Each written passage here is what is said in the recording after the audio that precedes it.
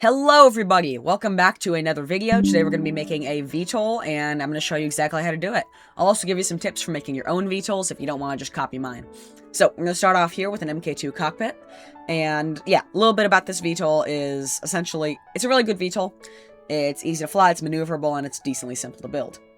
So what we're going to do is we're going to get some fuel tanks. If you're building your own VTOL, you want to make sure that the engine that points down is in between your fuel tanks so it drains evenly. And then, yeah, okay, look.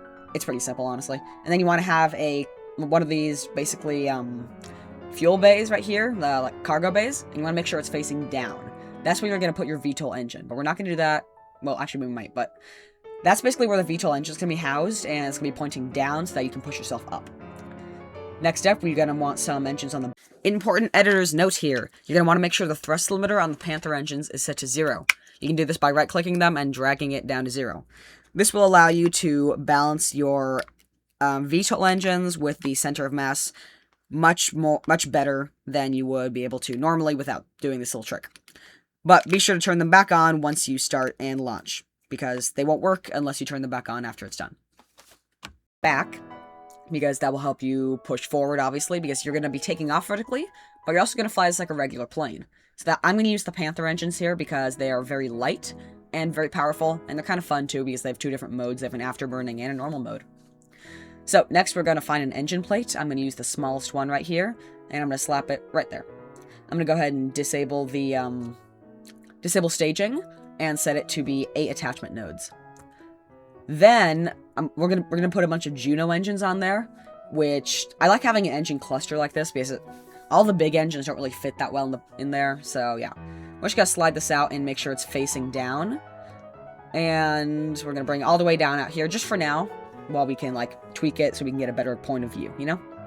So, now we're going to find the Juno engines, like I said, and we are going to put them down. You know, pressing, I think it's R, maybe? I don't know, I just have it in muscle memory. Will allow you to switch from mirror mode to symmetry mode, and then we can just quickly move up to 8 there.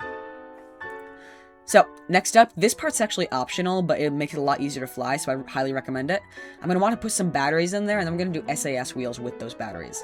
Again, this part is optional, but, like, very highly recommend, especially if you're a new pilot, because these things can be pretty tricky to fly, and this really makes it a lot easier. So, we're going to put in some batteries to power the SAS wheels that will go in later, and to power the batteries, we're going to have a solar panel. This solar panel is not going to be active most of the time, just if you need to refuel on electricity, just take a land, put out the solar panel, and give it some time. So we're going to put that right in there, and honestly, that's not going to be used for the rest of the video, really. It's just, if you need it, it's there, and it's good to have. Okay? Next up, we are going to just search up wheel, because I can never find it. By the way, I'm not using any modded parts. There are no mods here. I have mods, as you can definitely see, but I'm not using them for this. So this is fully stock. Just want to get that out of the way. I probably should have said that earlier. Maybe I'll do like a little text thing at the beginning. Well, you're watching the video, so you probably know. Anyway, yeah. You can either use normal struts or auto struts here to really just, like, make sure that these stay in place, because they will bend around a lot if you don't. Auto struts you can enable in the advanced tweakables mode in settings, although it has to be, like, the settings, like, in the menu of the game. You can't just do it right now. I like them a lot. It's just like a strut, but it's invisible, and I don't think it weighs anything. Maybe it does. But I like them. But I'm just going to use regular struts right here, just for the sake of it, and to show you guys what's going on. Okay? We're going to bring those up as high as we can to make room for our engine bank right here. Let's slide the engines back up, and we are going to move the positions of those around a little bit to make sure it's right in the middle of our center of mass, but that's not for right now, because we need to finish the rest of the plane for that. So, yeah, you just want to make sure that these are in a position where when you close the cargo bay, they are fully encapsulated, and this is just for aesthetics. It really doesn't matter that much, but I'm sure you want your plane to look good. So, let's move on. Now it's time for wings. I like this wing design that I'm showing off here. I don't know, I just always liked it. It was in like one of the example crafts in KSP when I was still learning how to play, and I was kind of gone with it. I think it's a nice little wing setup, these two wings side by side. Anyway, I like to put a canard up in the front there. Maybe it's a winglet, I'm not sure, but I like to put some sort of frontward canard over there. And tail fins in the back. And we can just get rid of symmetry up there. Make sure you're doing all this in mirror mode, by the way, not in symmetry mode. That can be confusing for some people, especially me when I first started. And I like the front canard because you can really just tweak it a bit to make sure that your center of mass and your center of flight align just like that. You can turn those on in the bottom left right there. Just make sure you can just click those little buttons to play around with that. That's how planes work. You just want to make sure that the center of mass and the center of flight are directly on top of each other, and that'll help you make a good plane. I took out the fuel from the back bicoupler there to help bring the center of mass closer to the front.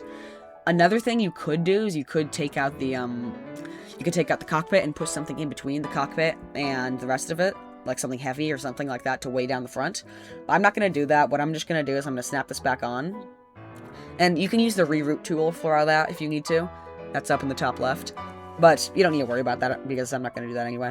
What I'm going to do is I'm going to slide these batteries back and kind of clip them into the tank. We can just say that it's maybe using the fuel that we got rid of, the fuel space that we got rid of from the removing fuel in the bicoupler. It's not important. It will not create any problems for you. And we're going to slide this down over until we get at least a pretty good match of the center of thrust. That's the little pink arrow facing down. I want to make sure that that is aligned with the center of mass. Oh, a very important note that I forgot to mention, you're going to want to make sure the thrust limiter is set to 0 on the back 2 engines, okay? Because if not, then you're going to see your pink little arrow facing backwards and out, okay? So that's a big deal, and yeah, make sure the thrust limiter is set to 0 there. Again, I'm probably going to go back and make sure I say all this at the right time, but just in case I forget. Okay, now you're just going to want to slap on some air intakes. They're really light, honestly, just do it however you want. I like this configuration, how I just did it there, but honestly, do it however you want. Just make sure you have sufficient air intakes, because those Juno engines will take up a lot.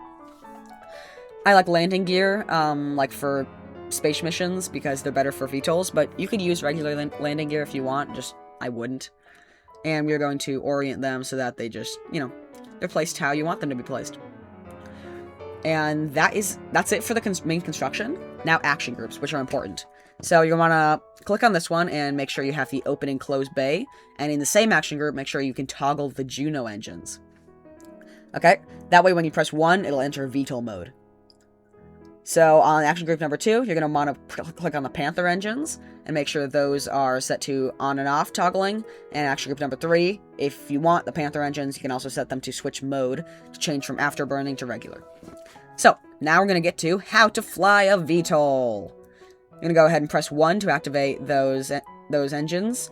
And on the back, make sure thrust limiter is set to max, okay? Set your thrust all the way up, and make sure only your VTOL engines are activated, so don't press 2 yet. It takes a while for the Juno engines to get up to full power, so if you don't take off immediately, don't worry.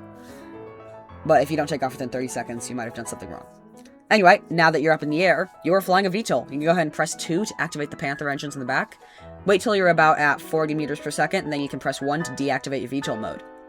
Now you can just fly around like a regular old plane. So what we can actually do right now is we can go ahead and accelerate. I'll let you guys enjoy this little flight montage for a couple seconds.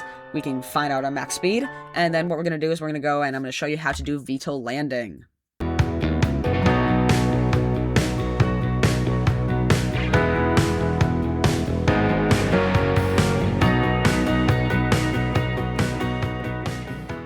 Hey, well, here we are. You should just try and land anywhere on this flat area of the KSC, Kerbal Space Center. I'm going to try and land on top of the VAB because it's kind of fun. But, if you're inexperienced or you're new to KSP, which you probably are, seeing as you need a tutorial for a VTOL, no offense, I definitely needed one my first few times, then you can go ahead and land somewhere else. Or go ahead and try and land on the helipad here. I actually kind of fail at landing on the helipad. I have to land, to the side of it, but whatever. I'm not that great of a pilot either. So, what you're going to do is you're going to activate your VTOL engines. So, first things first, kill speed by spinning around, okay? Once you're low on speed, activate your VTOL engines and deactivate your Panther engines. Remember, deactivating Panther engines is with 2, and activating VTOLs with 1. Then, just make sure you're, above the spot where you want to land, and slowly go down by bringing down your throttle. Do this very slowly because the Juno engines, remember, they're slow to respond. And then you just want to slowly drift down until you make contact, and then cut off the engines. This is easier said than done. So you're going to find yourself bobbling up and down. That's just going to happen. And sometimes you're going to go into periods where you fall faster. And that's because you're going to go down too much, and then you're going to go down, and then you're trying to compensate by going up too much, and it's just going to be annoying. So remember, go down little by little, even if you start going up. And you know what, just practice a couple times and you'll get the hang of it. This VTOL is one of the more easy to fly VTOLs due to the SAS wheels. If you don't have SAS wheels, again, I highly recommend it, but it's also pretty durable. You see, I kind of landed on a wing there, and you know, you just come back down and do a full landing. Well, that'll be it for today's video. I hope you all really enjoyed. Oh, and again, if you want to get a Kerbal out, just put off the landing gear with G. I hope you all really enjoyed, and have a great day. Don't forget to like and subscribe if you enjoyed or if this tutorial was helpful. And hey, share it with your friends, you know? Thank you. Goodbye.